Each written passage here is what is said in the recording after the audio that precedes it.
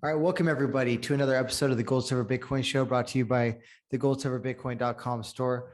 We are more than honored to be sitting down again today with Bitcoin Ben. Ben, thank you so much for joining us today. Hey, no problem, brother. How are you?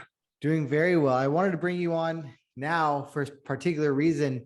We have the trucker convoy taking place all across Canada right now, along the northern border with the US. And I know that you are very well connected with truck drivers generally and in the trucking industry. So I wanted to ask, what are you hearing in terms of what's going on in Ottawa and the rest of Canada?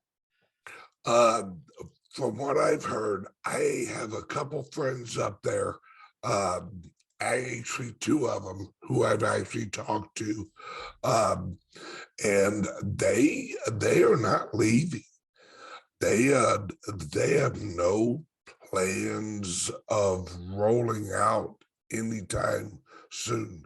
And initially, when they got there was a lot of local support, but now apparently the local support has grown, where more and more people are bringing them food and fuel, and like really helping them once the local people realize like what they're really doing, that they are actually there to shut not the country down, shut the government's influence on the country down.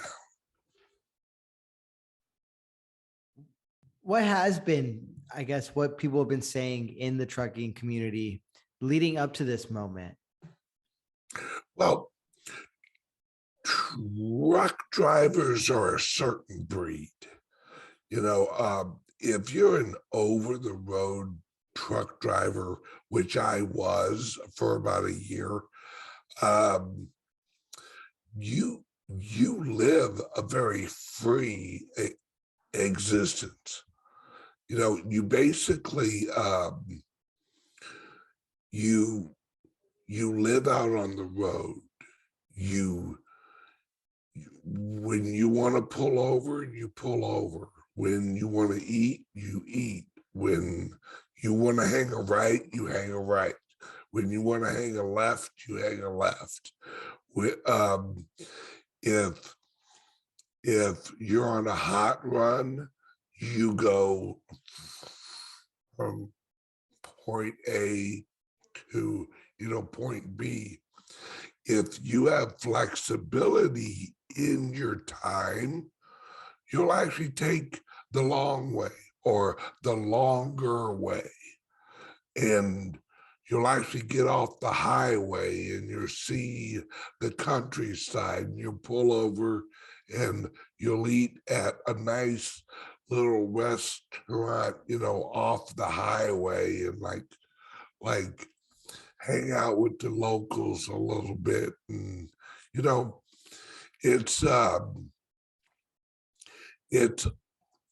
we are very freedom loving people who just live it on a daily basis, where the general public, I think that so many people are trained and live in such a restricted life that all of the regulations and the mandates and the masks and the pushing and pushing and pushing wasn't that much of a change for them. Where as soon as they pointed it at the truck drivers were like, excuse me? No, you got the wrong people. we don't play that game. And as soon as they threatened our livelihood, we're like, well, if you're going to shut us down, guess what? We're going to shut you down first. We are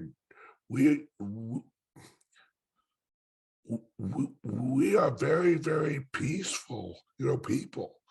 We just want to be left alone. We just want to make a living, an honest living, and just be left alone.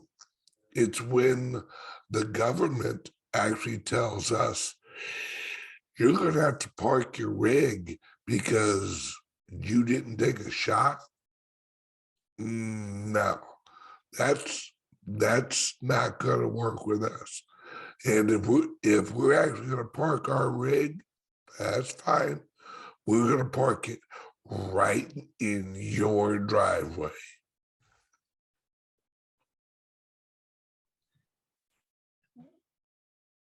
What's the general feeling? I guess, I guess my question is, there's a lot of talk about here in the US, something similar happening. Do you foresee that happening? And do you foresee the situation in Canada getting increasingly tense over the coming days and weeks?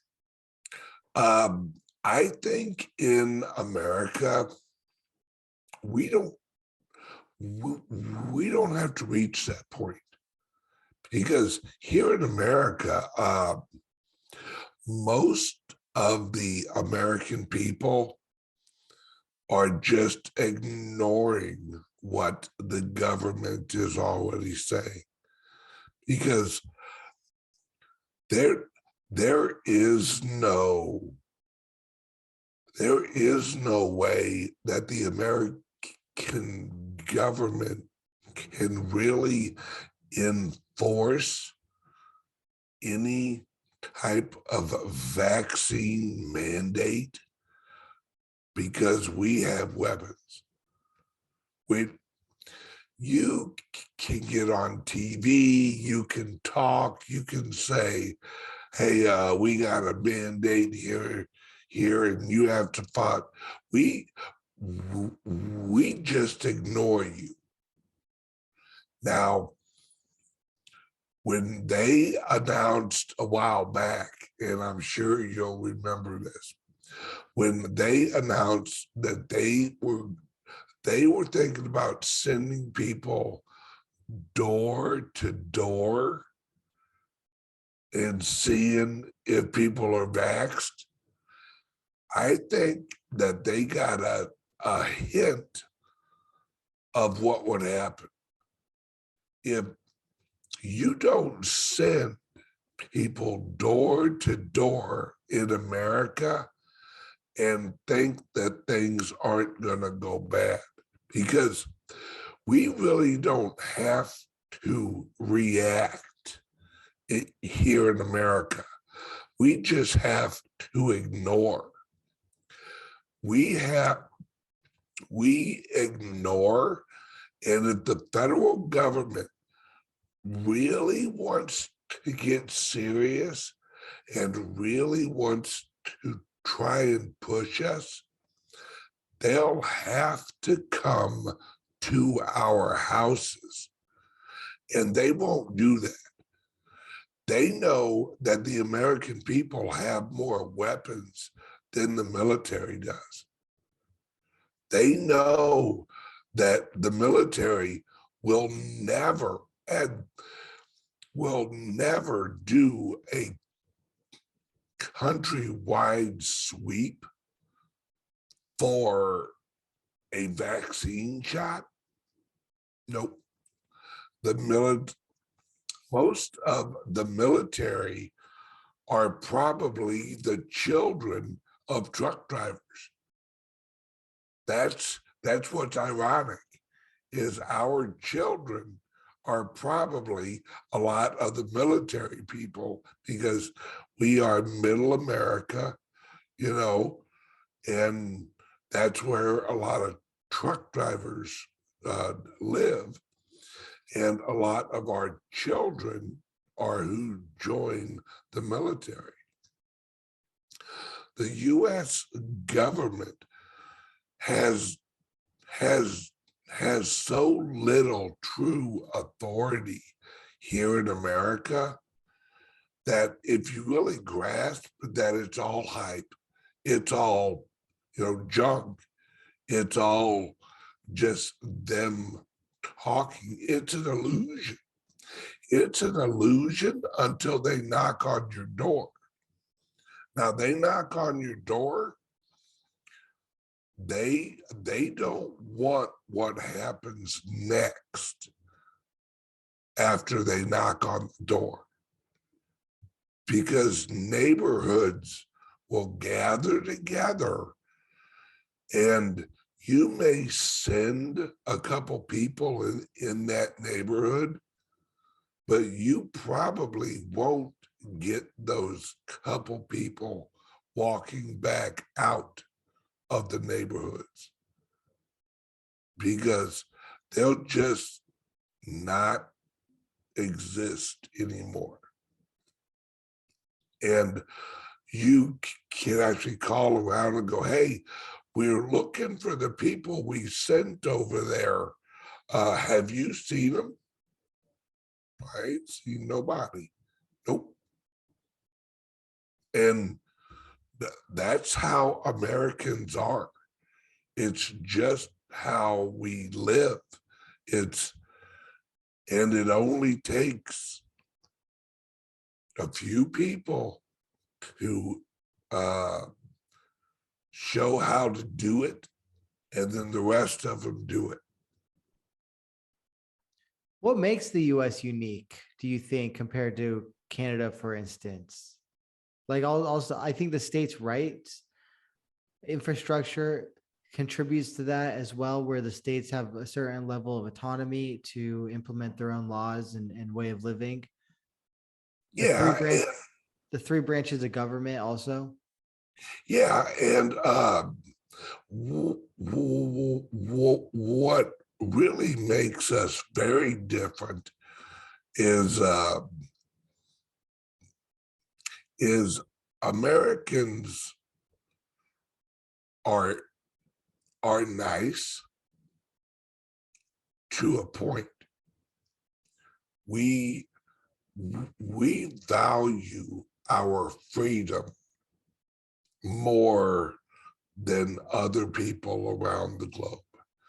Our culture is our freedom, where in other countries, their culture may be based on a religion, or it may actually be based on a structure of government, like over in England, the queen and the king and the prince and all that. That's their culture.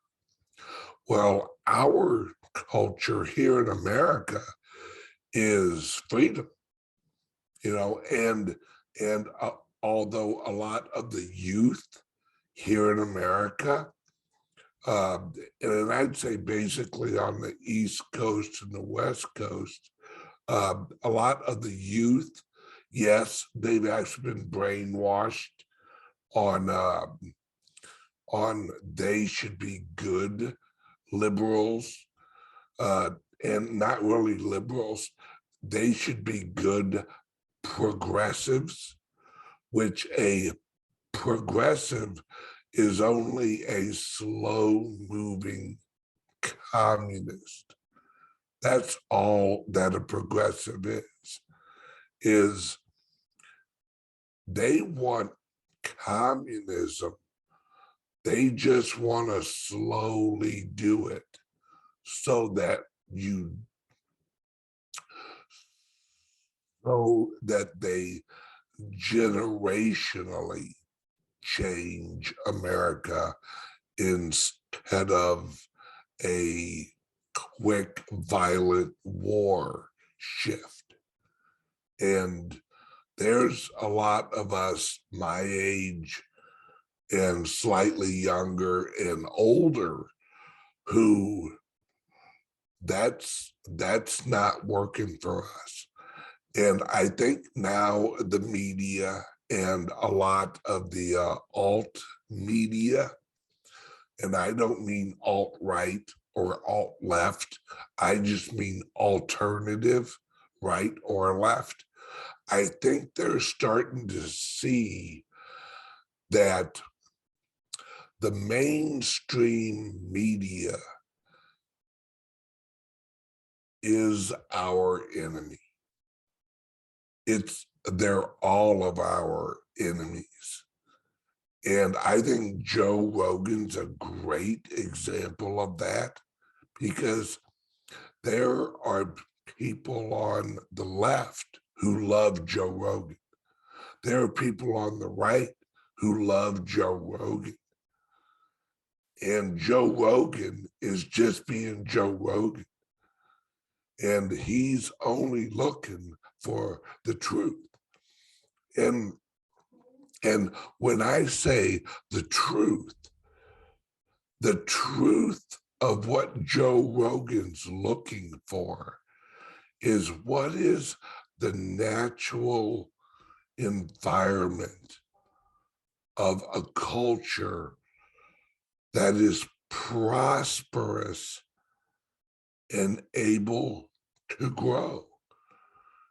And I think more and more people are realizing that the only system that works is the freedom system, where you have to value the freedom of the person you disagree with just as much as you value your own freedom.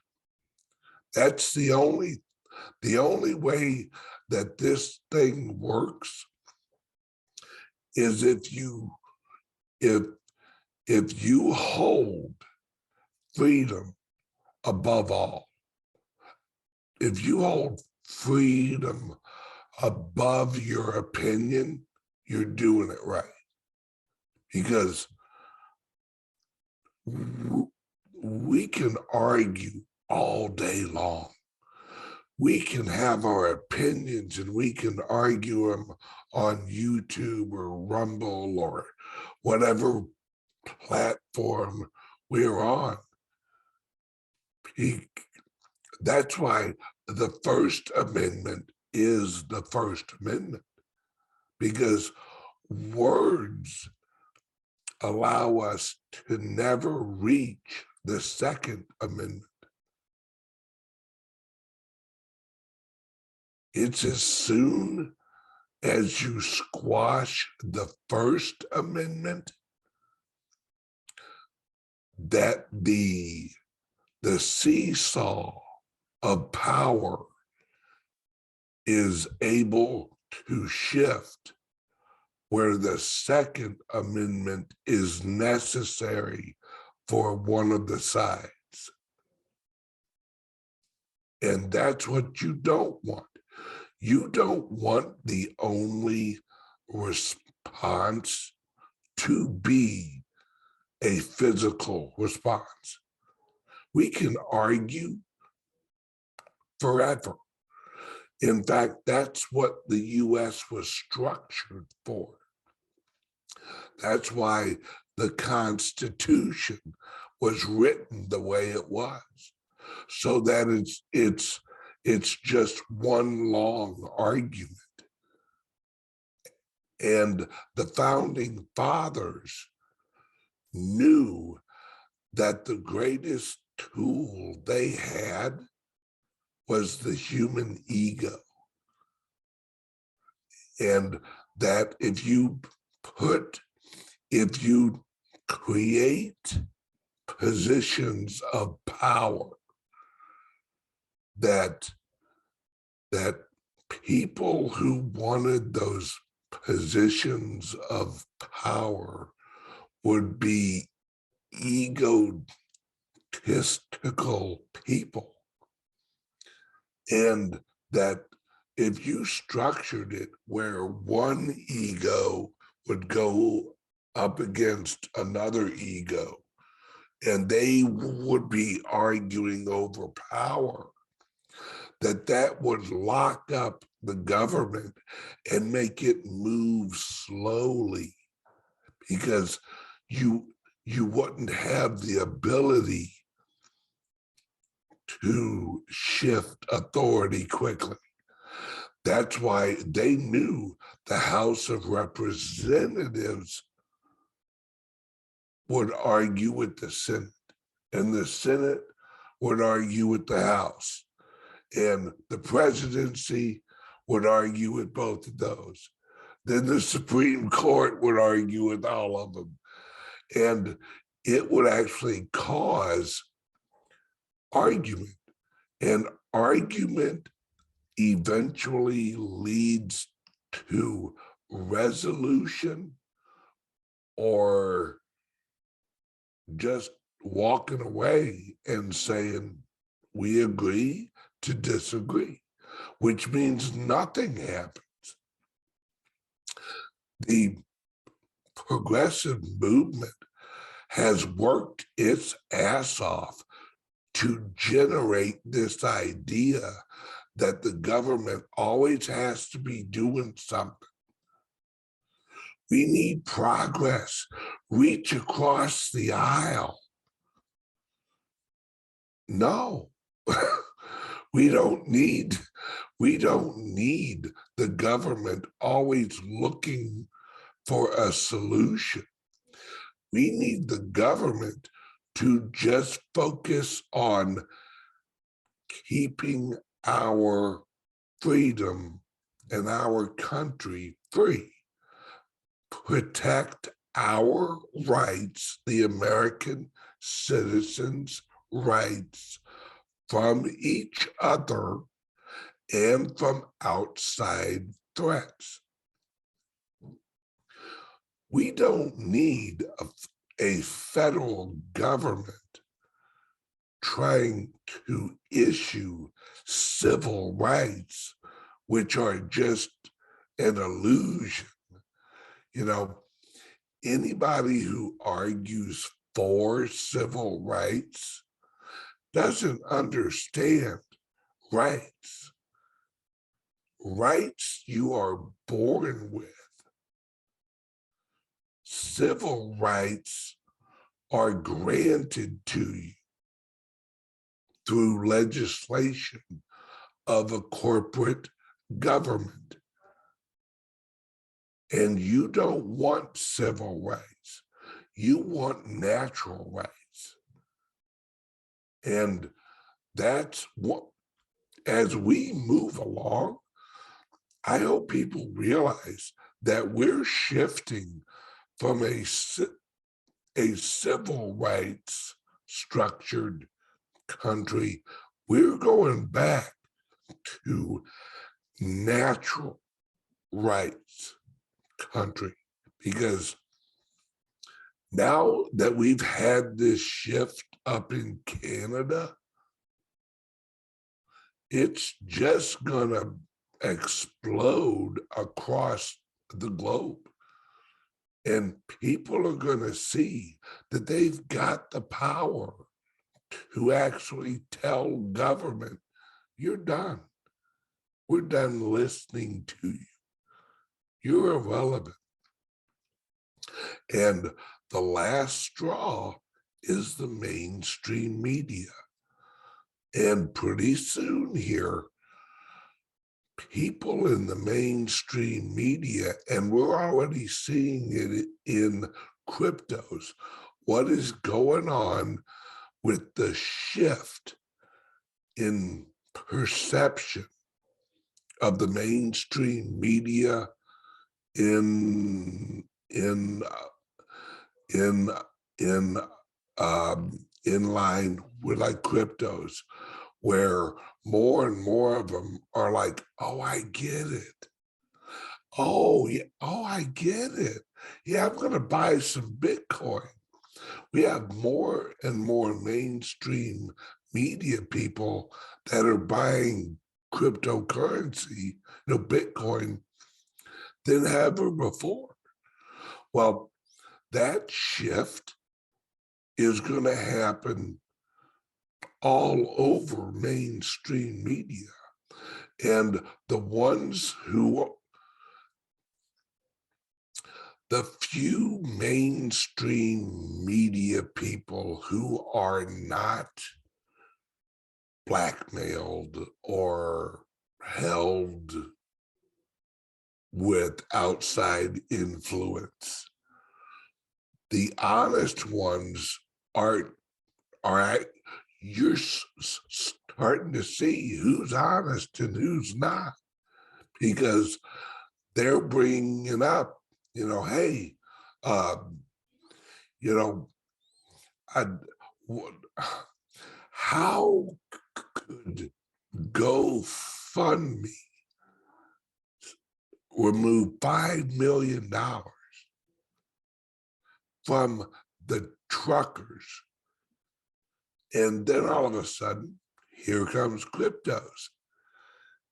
And it's showing the mainstream media, the honest ones, wait a second, that worked. Holy cow. There was a bunch of crypto people who sent a bunch of cryptos, I was one of them, up to the truckers. And last night on Tucker Carlson, he explained it. It's outside the system. No one can retract that money. It's in their wallet. They got it. There you go. You're good to go. You don't need GoFundMe when you got Bitcoin. You don't need a bank when you got Bitcoin. You don't need anyone's approval when you got Bitcoin. And with, now, don't get me wrong. Hang on a second. I hold silver. I love me some silver. But in the modern day global ecosystem that we live in, silver's valuable, and so is gold. But the Bitcoin and Litecoin and a few others, they'll actually pick up the slack of gold and silver in global transactions. And locally in your area, if you got a pretty healthy like gold and silver ecosystem, your silver's gonna do great. Your gold is gonna do great. But as the old system and the old fiat system and the old banking system collapses, here comes cryptos, here comes Bitcoin. And it isn't going to be a crash of the old system. It's just going to be a very quick migration to the new system. And the old system, I think, will be able to remove a lot of the honest players of the old system and help them transition into the new system. Now, mind you, I said honest players because there are people in the old system that are criminals, and they must be dealt with as that. We can't allow the criminals of the old system to transition into the new system with that agenda tied with it. I think we saw a really big moment when GoFundMe essentially said that they weren't going to be forwarding the money to the truckers. And I think that if I'm not mistaken, Ben, they also said that they were going to send the money to charities of their choosing. And we saw an uproar over that. And we saw a lot of press for Bitcoin also in parallel with that announcement. Can you speak to the damage that GoFundMe did to its platform? Also, that whole story, generally speaking, and then will truckers forget that that happened and that Bitcoin's an alternative? Number one, I think that GoFundMe basically went and effed themselves because it shows now that GoFundMe is really GoFundMe as long as you agree with me. And we humans don't like a system that doesn't have equal rules. We don't like cheaters. And they will reap the rewards of probably losing at least 50% of the people that would have used that platform. Not anymore. People won't use them. And that's how it should be. See, GoFundMe, what they don't understand is they basically hung a sign up on their window, the equivalent of "we don't serve Black people." That's what they did. They segregated their clientele, except it wasn't by color. It was by political beliefs. It was actually by ideology.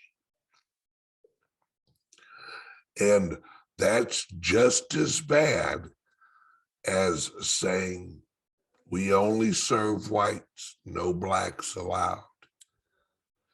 But it's actually worse because GoFundMe has no idea how many of its existing clients share the ideology of the truck drivers and their supporters. If you live in a small southern town and you know you only got about 100 African Americans in there, you basically know who you're shunning.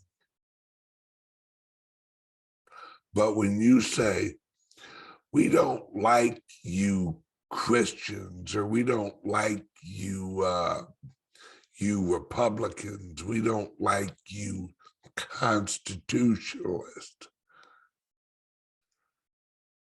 no one's wearing a triangle.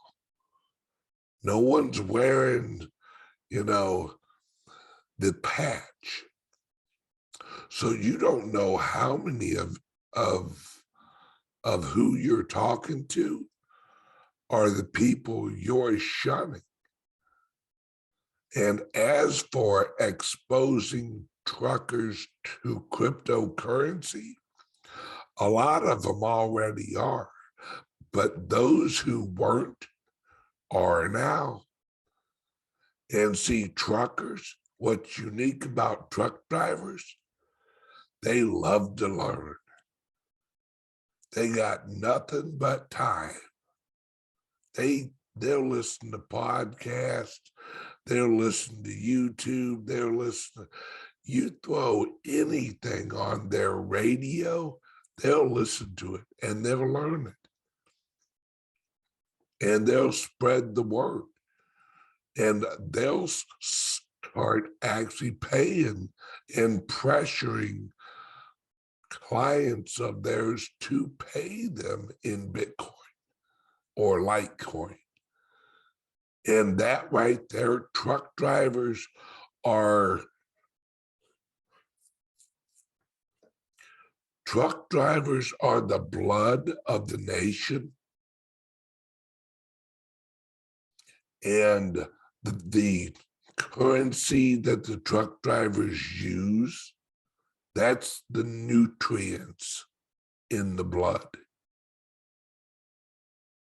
So if the truck drivers choose cryptocurrencies as the trucking currency,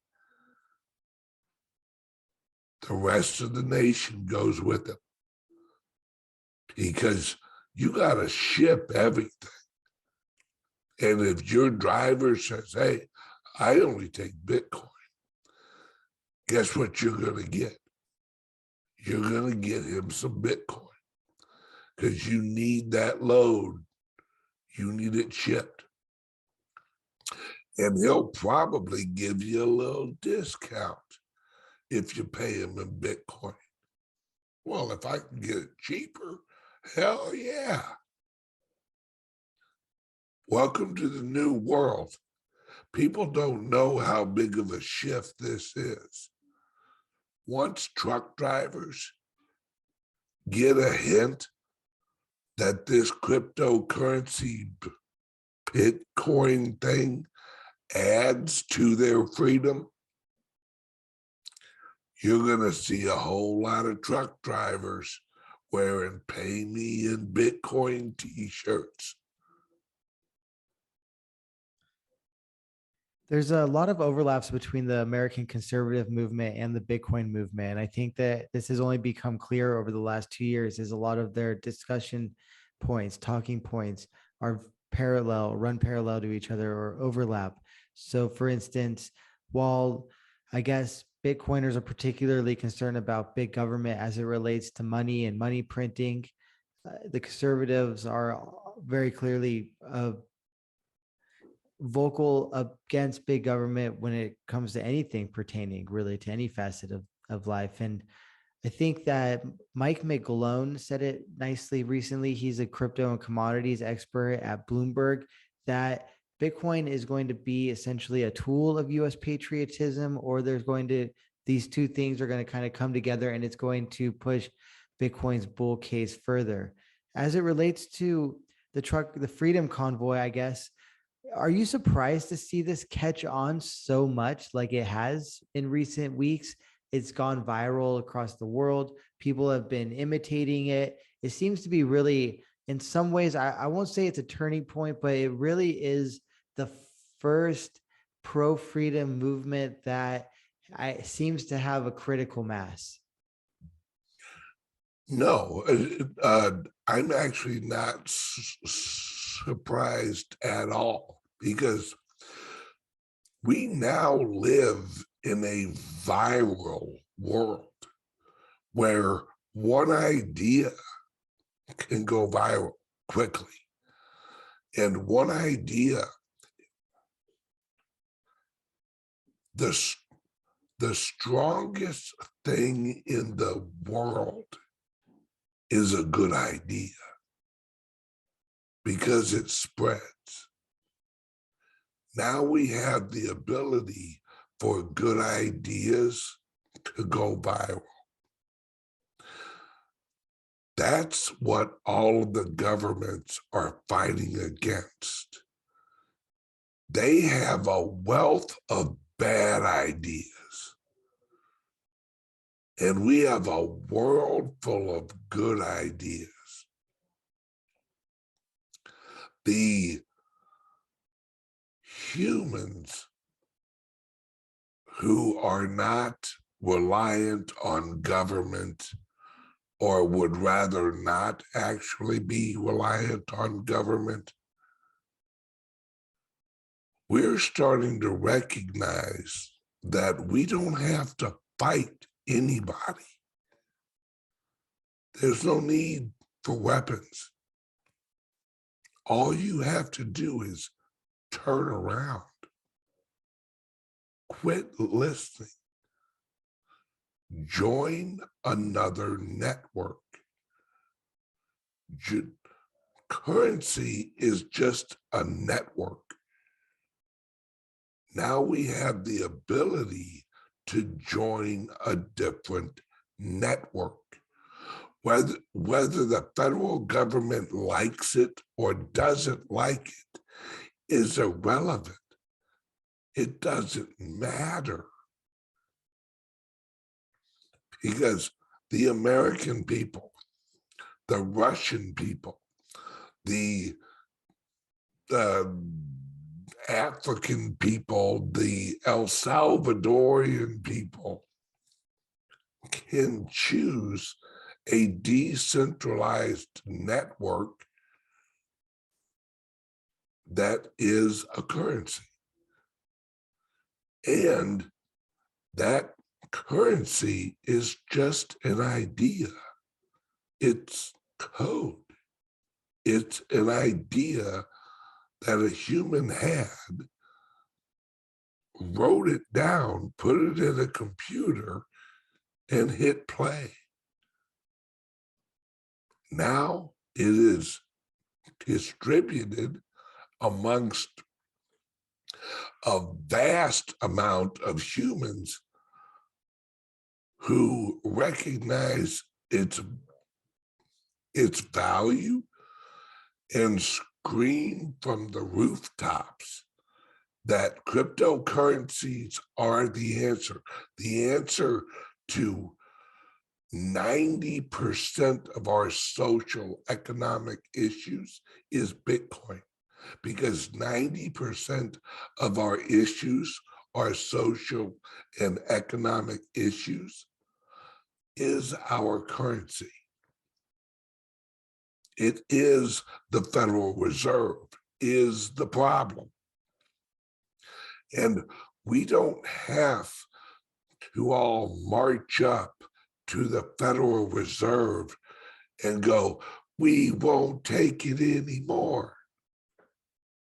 We just have to sell our dollars and buy more Bitcoin. Where do you see the Freedom Convoy taking us moving forward? It seems to be a big turning point. I don't want to say it is a turning point because it's still early. However, it's in many ways gone off without a hitch. They've only arrested in recent reports in Ottawa under 10 people, which suggests to me that it's a much tamer event than has been portrayed in the media. And it's basically just the opposite of January 6th in the way in which that played out. Can you speak to that and how you see this growing and metastasizing? Yeah, it's January 6th. I was in Washington, D.C. on January 6th. Now, I did not go into the Capitol. You know why?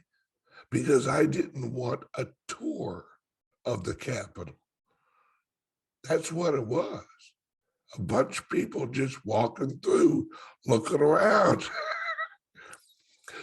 What's going on with the truck drivers is the equivalent of January 6th, except now there's so many cameras and it's lasting so long that they can't manipulate the truth.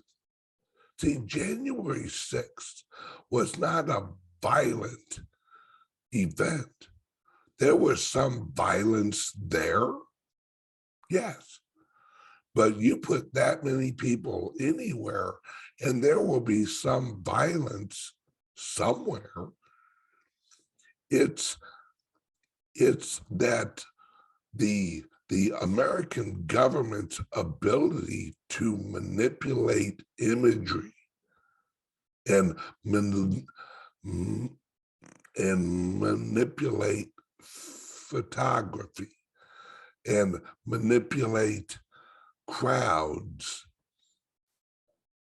in January 6th was much easier. Now, with truck drivers and all that going on, very hard to manipulate the images, very hard to manipulate the trucks, very hard to control the images that are coming out when the images are going all over the internet.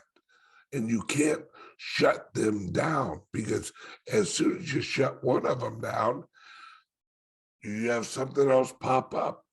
Perfect example, the GoFundMe. They shut down the GoFundMe. That's fine. We'll do Bitcoin. You cannot stop this shift. This shift is happening. There's nothing they can do about it. And that's why just enjoy the show, folks.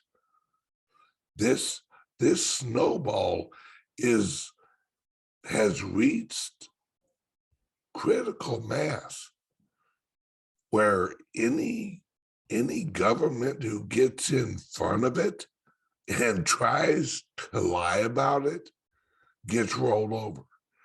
Any mainstream media that gets in front of it and tries lying about it gets rolled over, because we have alternatives now. We have alternative currencies that they can't control. So I'm not worried about it. I'm just enjoying my life and enjoying helping growing the cryptocurrency economy that is emerging now. That's why I own Calyx Solutions. That's why we offer our crypto laptops. You know, it's everyone in the world is going to need a crypto-only laptop. I hope you have an affiliate link for the crypto laptops, right? I don't think I do, but I'm going to get one this week. Okay. Well, when you post this, put the link under there, and it helps you help your viewers. They actually get a crypto laptop, and we set it all up. We ship it to them. We actually do an hour Zoom call with them and help them unpack their crypto laptop. And on that laptop is all the tools and training that they need in order to get into cryptos. I want to ask more about Calyx crypto laptop, but first I want to get your account. What really happened on January 6th in Washington, D.C.? January 6th was an exciting event to hear Trump talk. There was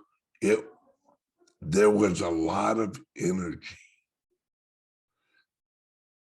and parts of the government directed that energy towards the Capitol, including Trump.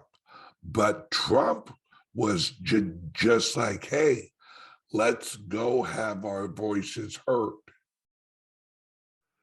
It was people on the ground that was encouraging any type of unruly behavior there were groups that were there with an agenda.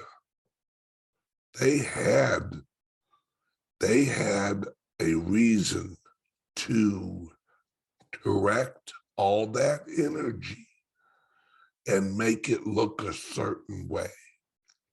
Because the vote, remember, there was a vote that day.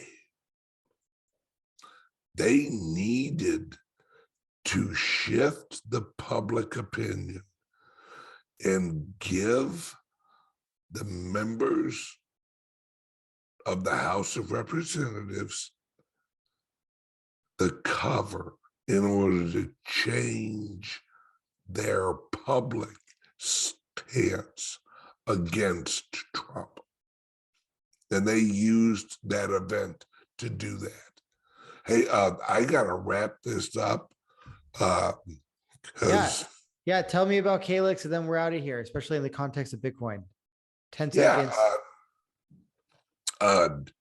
check us out at www.calyxsolutions.io, or you can actually give us a call or send us a text at 702-845-8276. Now, if you're watching this on his channel, when you call us, let us know you heard it on his show so that when he gets his referral link, we can credit you. We've had the honor of sitting down today with Bitcoin Ben. Thank you so much, Bitcoin Ben, to talk to us about the Freedom Convoy. And thank you everyone for listening. No problem, Justin. You have a great day, brother. You too. Thank you.